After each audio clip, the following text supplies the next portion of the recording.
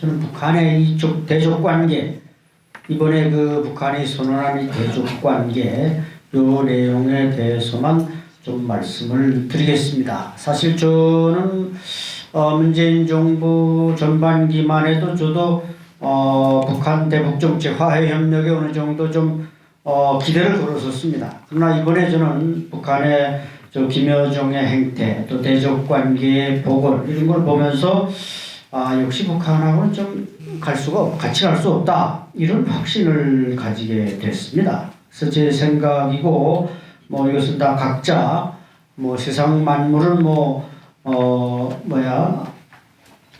고요하지 말고 보는 사람에 따라 다 관점이 다르다 이런 말도 있습니다만은 제 개인적인 생각이고, 한마디로 이번에 북한은 이 왜 대적 관계를 선언했는가 이게 상당히 중요하다고 생각을 합니다. 이것은 결국 군부 달래기라고 저는 생각을 합니다. 북한 군부는 이 남북 화해 협력 시대에 상당히 소외감을 느껴왔고 지금 북한의 여러 계층 중에서 가장 굶주리는 집단 중에 하나입니다. 지난해 4월 11일 최고인민회의 사기 1차 회의에서 북한은 헌법을 개정했는데 거기서 크게 두 가지를 삭제했습니다. 첫째, 선군용도 선군사상이라는 조항을 삭제해버렸습니다. 둘째, 총살리 정신 대한이 사업체계를 삭제해버렸습니다. 이 선군사상, 선군용도를 삭제했다는 것은 군부에 대한 모욕이고 그들 관점에서 볼 때 이제 군은 더 이상 앞에 나서지 말라. 그 이후에 군부는 계급도 강등되고 계속 내리막길을 걸어왔고 특히 이제 아까 우리 조 박사님의 지적하신 그 GP 폭파 이후에 상당히 그 북한 군부는 지금 소외되고 있다. 저는 그렇게 봅니다. 그러니까 삐라 문제를 이번에 북한이 구실로 삼았지만 이것은 하나의 구실에 불과하고 왜? 그 과거에 김일성 주석궁전에도 삐라가 떨어졌을 때도 북한이 그렇게 그 발작을 일으키지 않았습니다. 그럼 직접 그 당시 호위사령부에 근무하다가 여기 와서 비공개로 있는 인민군 중자 호위사령부 출신한테 제가 확인한 겁니다. 주석궁에 삐라가 떨어졌느냐 아니냐. 이건 이 사람은 TV에 나오는 사람도 아니고 이름이 공개되는 걸 원하지도 않는 사람이고, 그래서 가장 솔직한 얘기를 제가 그 사람한테 들었는데 주석궁에 삐라가 떨어지고 그래도 북한이 그렇게 발작을 안 했습니다. 근데 이번에는 이설주의 무슨 어떤 섹스 스캔들 비슷한 거, 물론 모욕적일 수 있지만 이설주가 발견했다면 모를까. 물론 이설주는 아무런 공직이 없지만 김여정이 나서고 이런 것은 제가 볼 땐 하나의 명분에 불과하고, 그야말로 제가 볼 땐 이번에 이 적대 대적 관계를 복원시킴으로써 군부를 달래고 군부에게 어떤 만족감, 충족감을 줌으로써 북한의 다시 그 체제 재생산의 군부를 활용하겠다. 즉 과거의 고난의 행군기에도 위기관리 때 군부를 활용했듯이 이번에 다시 제2의 고난의 행군기를 맞으면서 군부를 동원하지 않고는 북한이 체제를 재생산할 수 없다. 이렇기 때문에 저는 이번에 이용한 게 아닌가, 그렇게 저는 주장을 하고 싶습니다. 그리고 이제 총살리 정신 대한이 사업체계를 삭제했다는 것은 결국 계획경제를 삭제했다는 것과 똑같은 맥락으로 봐도 될 것 같습니다. 총살리 정신은 농업 분야에서의 집단화, 대한이 사업체계는 기업에 대한 당위원회의 지도를 말하지만 이걸 삭제했다는 것은 북한 지금 국가경제가 30%도 작동을 안 하고 다 장마당 경제로 그럭저럭 먹고 사는 나라지만 이런 것은 결국 앞으로 중국식의 어떤 가족영농제와 독립채산제를 완벽하게 도입하겠다는 의도가 아닌가, 이렇게 이제 생각이 됩니다.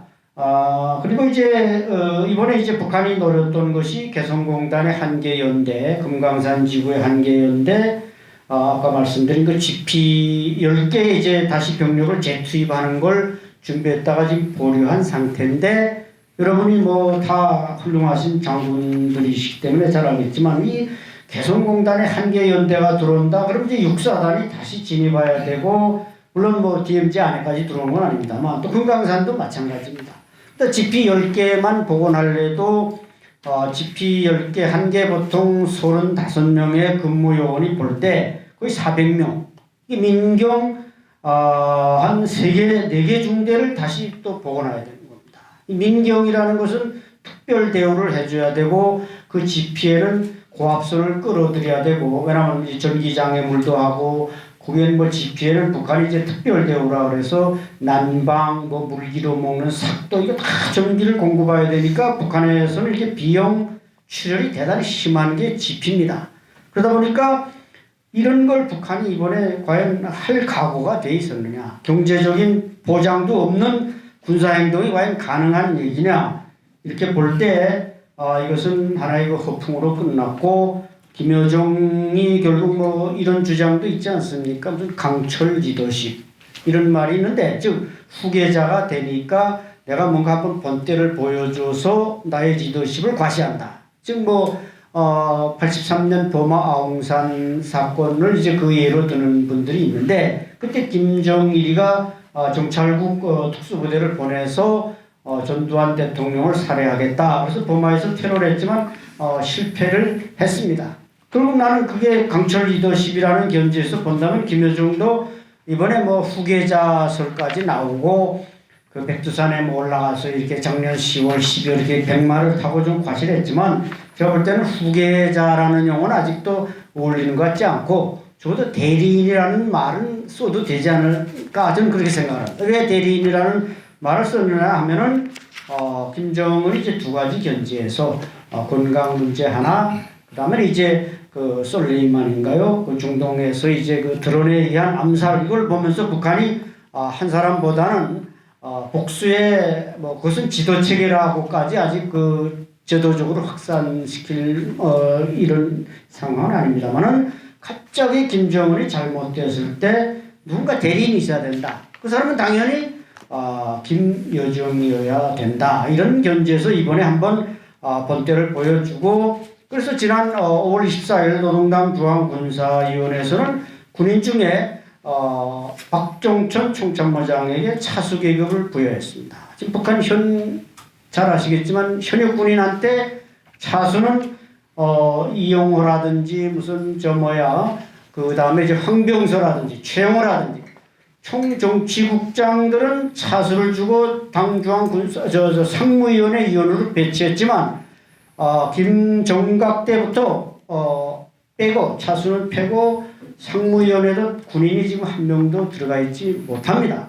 당연히 차수를 준다면 지금 김수길 총정치국장 김수길 대장한테 차수를 줘서 그 사람을 총정치국의 상무위원회 진입시킨 데 순서인데 이걸 박정천 총참모장에게 차수를 줬다. 그럼 앞으로 이 박정천 총참모장이 상무위원회에 들어갈 수 있느냐. 상무위원회 인원은 정원이 5명인데 지금 3명밖에 없지 않습니까? 군인 비율이 없어졌습니다. 이것도 역시 이번에 이제 뭐 총참모부에게 위임하고 총참모부가 나서고 이렇게 하려다 이제 보류가 됐습니다만은 이제 예비회의가 진행됐는데 이제 정식 회의가 열리면 당중앙군사위원회 7기 5차회의가 열리면 과연 어떤 결정이 나올지 모르겠습니다만 제가 볼 땐 그렇게 뭐 부각되는 결정은 안 나오고 그냥 좀 두루뭉술하게 넘어가려고 하는 게 북한이 아닌가. 그래서 처음에 말씀드렸듯이 북한의 군부는 지금 심각하게 굶주리고 있다.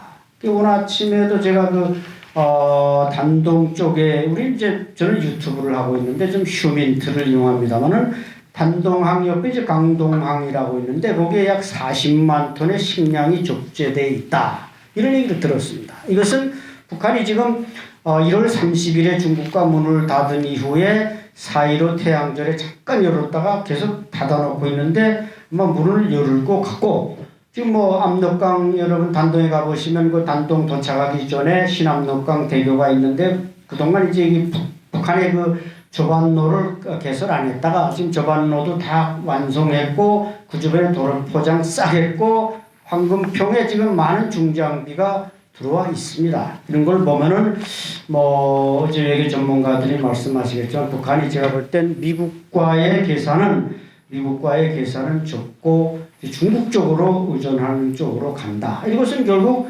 북한 체제도 살고 군부도 사는. 그래 북한은 지금 제가 볼 때는 군부만 살고 평양시만 살면 끝나는 겁니다. 그 2개만 살리면 됩니다. 근데 지금 평양시도 어렵고 군부도 어려운데 이번에 한번 김여정, 김정은이 아마 군부의 사기를 덮어가지고 만족감, 충족감을, 기대감을 주자. 그래서 이번 한번 군사행동을 준비했는데 실패로 끝난 상황에서 결국 다음 단계는 중국에 의존하고 중국의 식량을 가져다가 만족도를 충족시키는 방향으로 가지 않을까. 그래서 앞으로 북한은 결국 이 문재인 정부와는 거의 제가 볼 때는 임기 내에 관계를 개선할 가능성은 높지 않다고 저는 보고 있고, 그것은 이미 베트남 하노이 노딜 이후에 북한이 결정한 사안이라고 우리가 대체로 여러분들이 소식통을 전해 듣고 있습니다. 그래서 북한은 그러나 고갈되는 경제나 고갈되는 어떤 만족도, 이데올로기 이걸 채울 만한 그 어떤 여력이나 예비는 저는 없다고 생각하기 때문에 북한 체제는 뭐 제 아무리 중국에 의존한다고 하더라도 그 체제 재생산이 그렇게 5년, 10년 장기적으로 가기는 좀 어렵지 않는가, 이런 저는 비관론을 가지고 있습니다. 시간이 다 됐기 때문에 마치겠습니다. 감사합니다.